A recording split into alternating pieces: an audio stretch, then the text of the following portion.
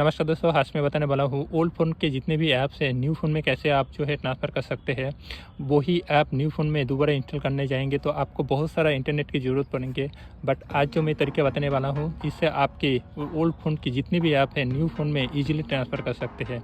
इसके अलावा old to new phone में व्हाट्सएप अगर ट्रांसफ़र करना चाहते हैं तो उसका लिंक वीडियो डिस्क्रिप्शन बॉक्स में है।